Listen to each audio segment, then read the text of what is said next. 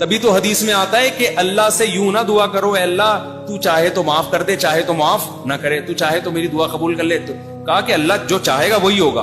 हमने दुआ में अल्लाह से मांगनी, अल्लाह तूने ये काम करना है, बाकी अल्लाह तो करेगा वही जो उसकी चाह। लेकिन भाई हम ये नहीं कह सकते अल्लाह एक्चुअली मैं चाहता तो हूं जहन्नम से बचना, तू अगर चाहे तो मुझे बचा ले जहन्नम से।